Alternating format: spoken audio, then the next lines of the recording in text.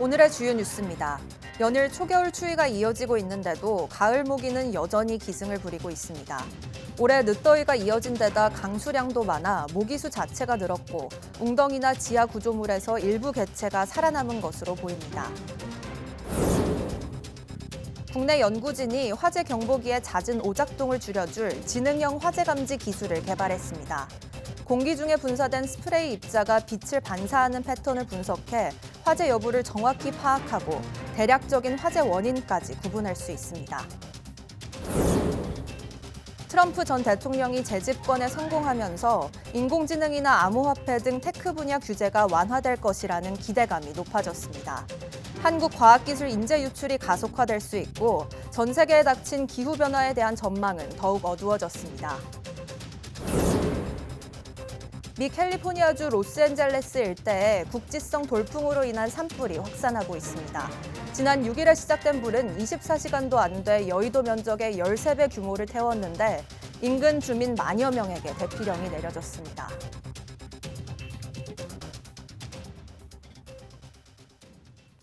여러분 안녕하십니까? 11월 8일 사이언스 투데이입니다.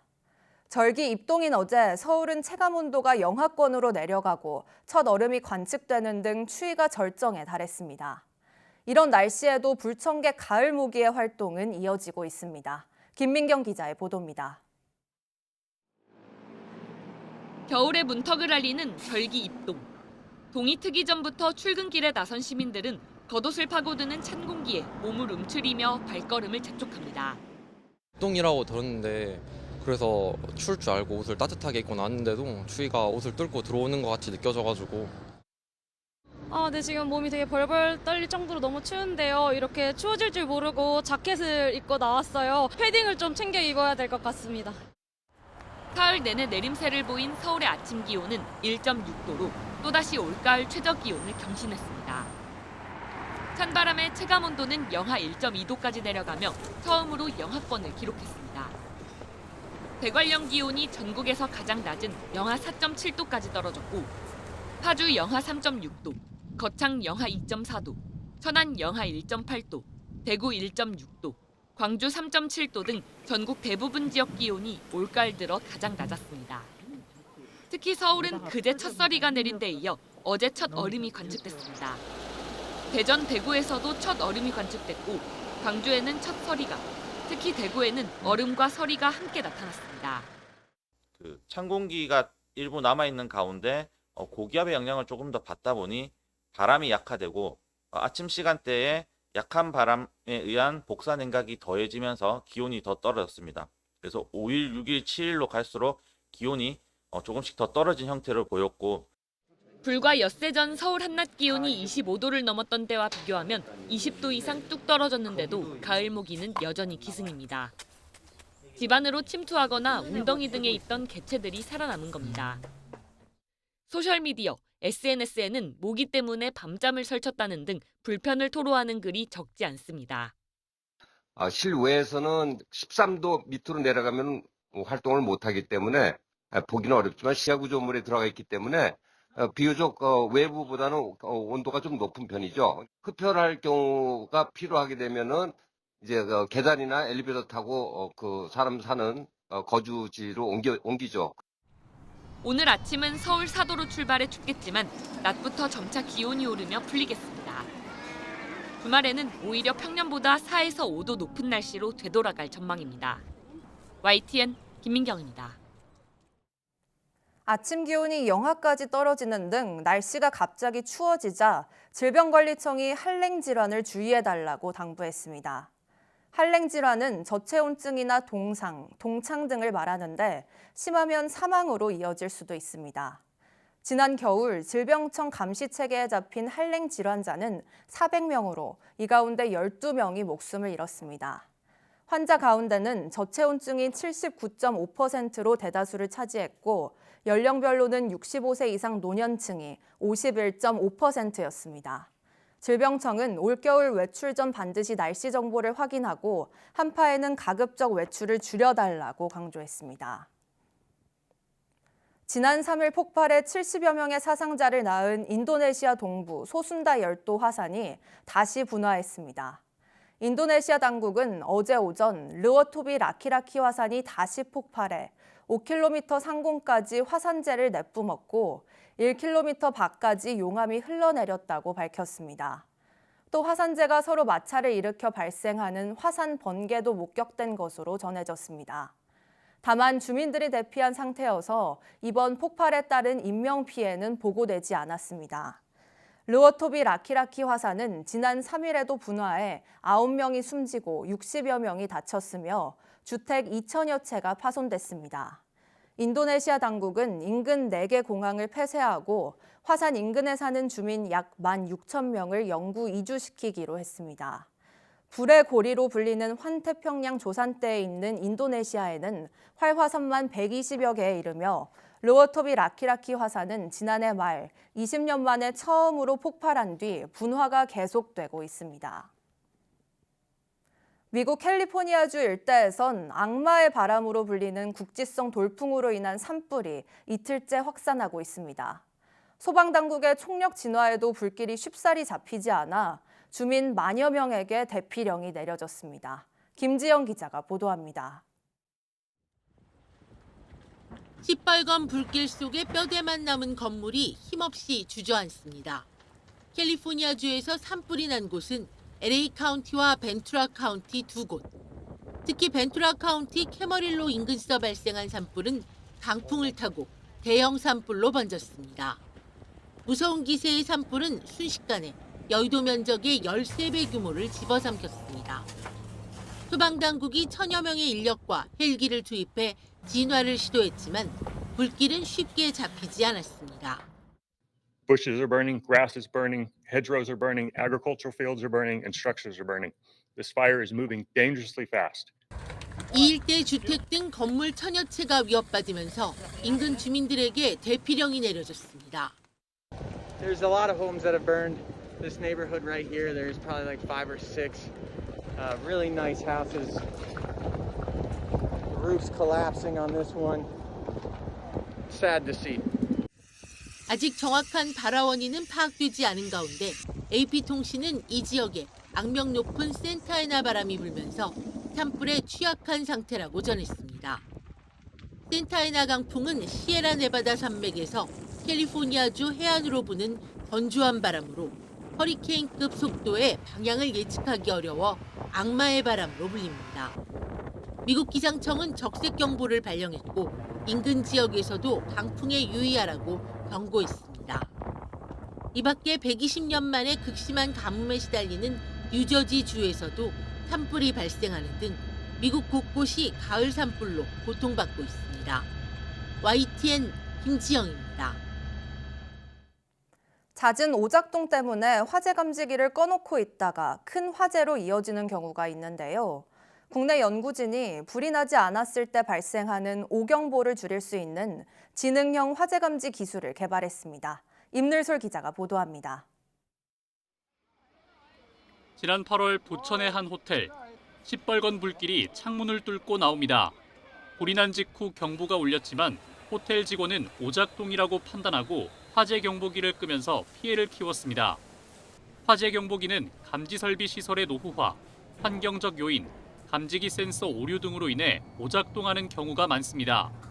실제로 2021년부터 2022년 7월까지 화재 경보로 인한 출동 건수 25만여 건 가운데 오작동에 의한 경보가 96.6%를 차지했습니다. 10번 중 9번이 오작동이다 보니 양치기 소년 같은 화재 경보기 알람을 무시하는 경우도 많아 자칫 대형 사고로 이어질 수 있습니다.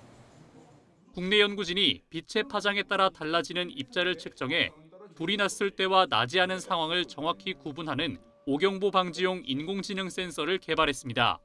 이번 기술은 센서를 이용해 공기 중 작은 입자를 측정하고 화재 여부를 판단합니다. 제가 직접 확인해 보겠습니다.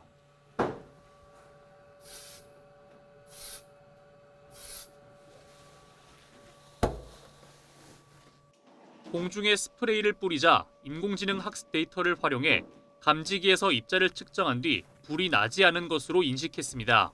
빛의 여러 가지 파장을 각각의 입자에 투사함으로써 입자별로 달라지는 그 산란도를 데이터를 수집을 해서 그것을 인공지능과 결합을 했기 때문에 화재로 인한 것인지 또는 비화재보로 인한 입자인지를 구별할 수 있는 것이. 또 연기 입자 특성을 감지할 수 있어 목재 등으로 인한 화재인지도 파악 가능합니다. 화재 여부는 물론 초기 화재 요인까지 예측할 수 있어 소방관들의 현장 대응이 더욱 빨라질 전망입니다. ICT 기술을 화재 안전 분야에 적용하는 게 아마 처음일 것 같고, 물류시설, 창고 같은, 거대 물류 창고 같은 고가의 물류를 기반으로 다루는 어떤 그런 시설에 적용이 가능할 것 같습니다. 연구팀은 개발한 인공지능 센서를 공기 흡입형 감지기에 우선 적용할 예정이며 이를 통해 수입 의존에서 벗어나 국산화를 앞당길 수 있다고 설명했습니다. 또 소방 출동 비용과 오작동으로 인한 소방력 낭비를 줄일 수 있을 것으로 기대했습니다. YTN 사이언스 임늘솔입니다. 젖소를 키우는 농가에서 노동력을 가장 많이 필요로 하는 게 바로 젖을 짜는 일입니다. 사람 대신 젖을 짜는 국산 로봇 착유기가 순조롭게 보급되면서 낙농가의 일손 부족 문제를 해결하고 있습니다. 보도에 최명신 기자입니다. 젖소 40여 마리를 키우는 이선 씨의 일과는 젖 짜는 일로 시작해서 젖 짜는 일로 끝난다고 해도 과언이 아닙니다. 1년 365일 아침 저녁 12시간 간격으로 착유 작업을 하고 있습니다.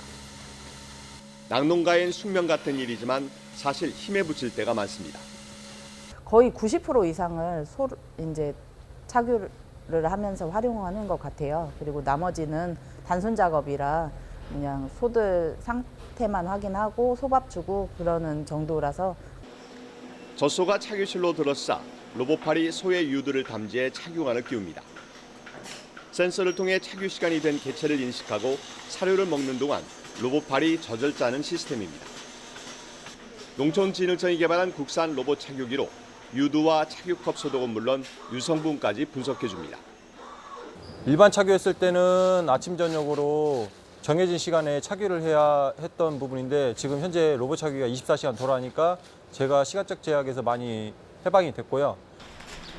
국산 로봇 착유기 구입 비용은 2억 4천만 원으로 외국산과 비교해 60% 수준입니다.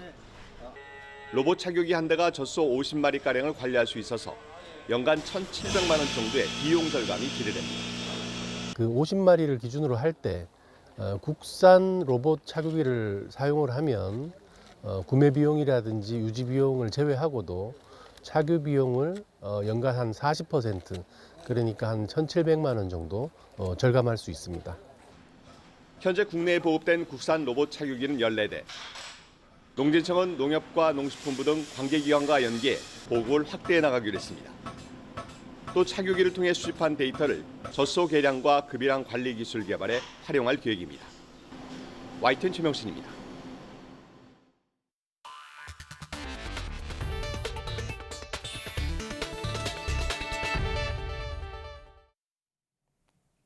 지난달까지도 지구의 평균 기온이 크게 오르면서 올해가 역사상 가장 뜨거운 한 해가 될 가능성이 사실상 현실로 굳어졌습니다. 특히 인류가 스스로 정한 한계선인 1.5도를 처음으로 넘어설 전망입니다. 하지만 기후변화를 사기극이라고 주장하는 트럼프 전 대통령이 재집권에 성공하면서 인류의 공동 대응은 위기에 직면했습니다. 보도에 유투건 기자입니다. 불과 8시간 만에 20개월치 비가 쏟아진 스페인 폭우의 원인은 예년보다 따뜻한 지중해였습니다. We have really warm air mass near the surface produced by this warm Mediterranean Sea. 일본에서도 이상 고온이 이어져 후지산에는 130년 관측 역사상 가장 늦게 첫눈이 내렸습니다. 실제로 지난달 지구의 평균 기온은 1.65도 상승해 10월 기준으론 역사상 두 번째로 높았습니다. 이제 남은 2달간 극적인 저온 현상이 일어나지 않는 한 올해가 지난해를 넘어 가장 뜨거운 한 해가 될 것으로 보입니다. 특히 2015년 파리 협정에서 합의한 억제 목표인 1.5도도 사상 처음으로 무너질 전망입니다. 1.5도는 지구가 통제 불가능한 상태로 진입하는 걸 막기 위해 인류가 스스로 정한 한계선입니다. But it's very likely, well, virtually certain now, that it will exceed the 1.5 threshold for the first time. 하지만 기후변화는 사기라고 주장하는 트럼프 전 대통령이 재집권하면서 인류의 공동대응에는 더욱 어두운 그림자가 드리웠습니다. 트럼프 당선인은 이미 집권 1기에 이어 다시 파리 협정에서 탈퇴하겠다고 공언했습니다. 또 전기차에 초점을 맞춘 인플레이션 감축법이나 재생에너지에도 노골적으로 반감을 드러냈습니다. 대신 화석연료를 대대적으로 부흥시키겠다고 약속해 석유와 가스업계로부터 전폭적 지지를 받았습니다. We will quickly become energy independent and we will frack, frack, frack and drill, baby, drill. We're going to drill, baby, drill and frack, frack, frack. 영국의 비영리 환경단체는 트럼프 당선인의 정책이 이행되면 대기의 온실가스 배출량은 오히려 40억 톤이 늘어날 것이라고 지적했습니다. YTN 유튜원입니다. 트럼프 전 대통령 당선은 우리나라의 과학기술 정책에도 상당한 영향을 미칠 것으로 보입니다.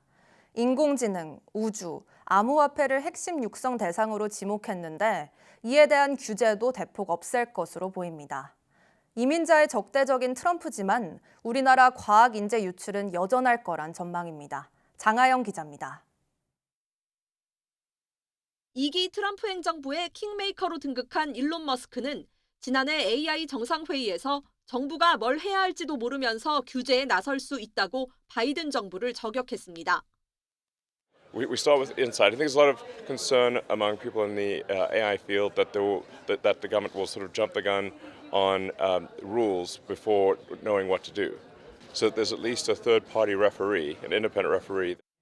머스크가 트럼프 정부 효율위원장을 맡으면 빅테크의 목소리를 전달하는 차원을 넘어 직접 운전대를 잡게 됩니다. 규제보다 혁신에 확실히 힘을 실어 미국과 다른 나라의 기술 격차가 지금보다도 더 벌어질 가능성이 큽니다. 인공지능 국제 규범을 선도하겠다는 우리 정부의 큰 그림에도 변화가 요구됩니다. 기술 개발의 지능은 미국 쪽에서 해왔고 규범 같은 경우는 유럽 쪽에서 했다는 여태까지의 그런 균형 구도가 어떻게 보면 상당히 흔들릴 수도 있겠다라는 생각이 듭니다. 기후위기는 사기라는 트럼프와 전기차 CEO인 머스크, 의견이 가장 일치하지 않는 분야는 환경입니다. 지난 여름 두 사람이 X에서 했던 인터뷰에서도 트럼프는 기후위기에 대해 농담으로 일관했습니다. You know, the biggest threat is not global warming, where the ocean's going to rise 1/8 of an inch over the next 400 years. And you'll have more oceanfront property, right? 친환경차 보조금이 폐기될 거라는 전망 속에 오히려 중국을 견제하는 수단으로 환경 이슈를 이용할 수 있다는 분석도 나옵니다. 라이트하이저 책에 있는 내용입니다. 책에 보시면 탄소 국경 조정세? 오케이, 좋은 것 같다. 난 좋은 것 같다고 생각합니다. 트럼프한테도 미국의 이익이 배타적으로 어떤 반영될 수 있는 법이라면 트럼프한테도 구미가 당길 수 있는 반이민 정책으로 과학기술 인재 유출이 줄어들 수 있다는 전망도 있지만 1기 때를 돌아보면 트럼프가 국가 경쟁력과 직결되는 과학기술 분야 인재는 놓치지 않았다는 증언도 나왔습니다. 우리나라 이공계 학부생과 대학원생은 해마다 3만 명씩 해외로 향하고 있습니다. 그 이민 문제나 이 영주권 문제에 이제 강경한 입장을 보이는 그런 성향을 보이면서도 특히 그 스템, 그 과학기술 인재 관련 그쪽 분야의 인재 부분에 대해서는 거의 뭐 프리패스로 서명을 해버리는. 무엇보다 미국 우선주의를 내세우며 미국의 경제적으로 이득이 된다면 나를 세우는 중국과도 거래를 하는 트럼프 정부인 만큼 우리나라도 가치 협력보다는 기술 주권을 고려한 전략적 접근이 필요합니다. YTN 장하영입니다. 전국 각급 법원 누리집에 대한 접속이 일시적으로 중단됐습니다. 며칠 전 국방부와 합동참모본부에 이어서 디도스 공격이 이뤄진 것으로 추정되는데 법원은 국정원, 경찰청 등과 긴밀히 공조하며 대응하고 있다고 강조했습니다. 김태원 기자입니다. 한때 대법원을 포함한 전국의 법원 누리집이 먹통이 됐습니다. 사이트에 연결할 수 없다는 문구만 뜨거나 로딩 상태로 긴 시간 머물면서 누리집 내부 기능을 정상적으로 사용할 수 없었던 겁니다. 1시간가량 이어졌던 접속 지연 사태는 외부로부터의 공격 시도 때문인 걸로 추정됩니다. 대법원 법원행정처는 고의로 접속량을 폭주시켜 서버를 마비시키는 디도스 의심 공격이 감지돼 대응하고 있다고 밝혔습니다. 앞서 지난해엔 북한 해커 조직 라자루스가 사법부 전산망을 해킹해 수천 명의 개인정보가 무더기로 유출되기도 했습니다. 다만 이번 지연 사태는 사건 검색 등 대국민 서비스를 제공하는 법원 누리집에 한정됐습니다. 법원행정처는 인터넷이 차단된 법원 내부망은 공격 대상이 아니었던 만큼 재판 업무엔 큰 문제가 없을 거라고 설명했습니다.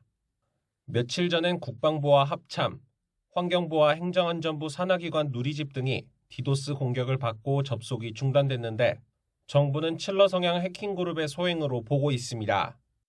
법원행정처는 지난 4일부터 현재까지 여러 공공기관이 디도스 공격을 받은 걸로 보인다며 국정원과 국가수사본부 등과 긴밀하게 공조하며 상황에 대처하겠다고 밝혔습니다.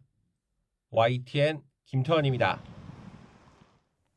대법원 법원행정처는 어제 법원 누리집에 대해 이루어졌던 디도스 공격이 진정세에 접어들었지만 방어태세를 유지하고 있다고 밝혔습니다.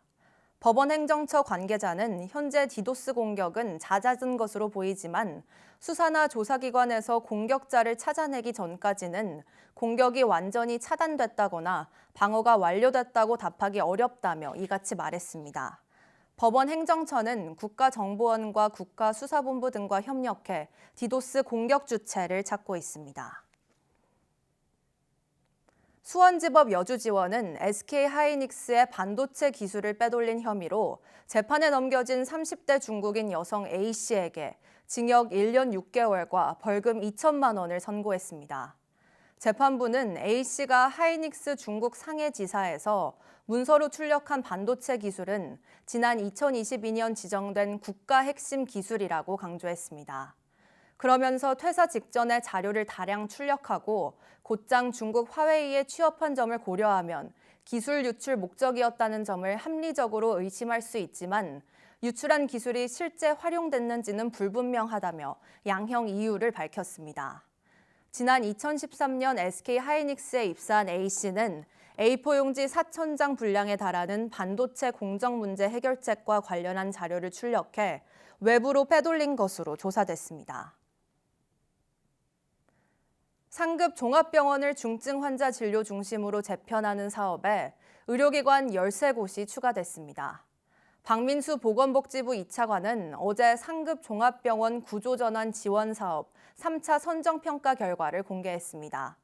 강릉 아상병원과 건국대, 원광대, 이대목동, 조선대, 충남대병원 등 13곳이 새롭게 구조전환 사업 참여자로 선정됐습니다. 이로써 전체 상급 종합병원 47곳 가운데 31곳, 65%가 이 사업에 동참하게 됐습니다. 구조전환 지원 사업은 상급 종합병원이 중환자 중심 병원으로 탈바꿈하고 경증 환자는 지역 병의원이 진료할 수 있도록 의료체계를 바꾸는 걸 골자로 합니다.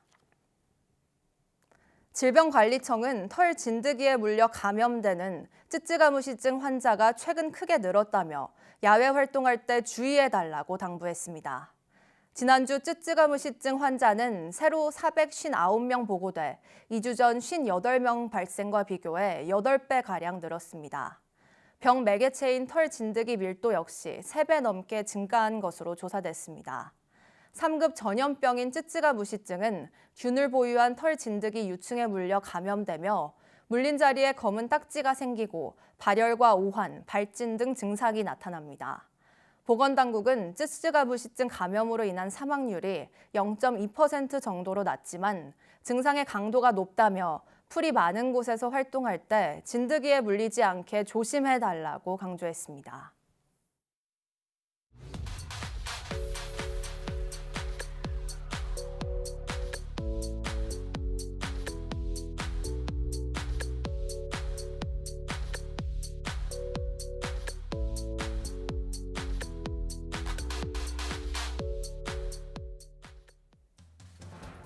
올해가 역사상 가장 뜨거운 한 해가 될 가능성이 큰 만큼 우리 인류는 심각한 기후위기에 맞닥뜨려 있는데요. 제47대 미국 대통령으로 당선된 트럼프는 일기 집권 당시 파리 협정에 탈퇴한 바 있어 이번에도 친환경 대신 화석연료 위주로 에너지 정책을 전환할 것으로 보입니다. 미국 우선주의를 내세운 트럼프가 이번에는 인류 공동의 문제인 환경을 놓치지 않길 바랍니다. 뉴스 마칩니다. 고맙습니다.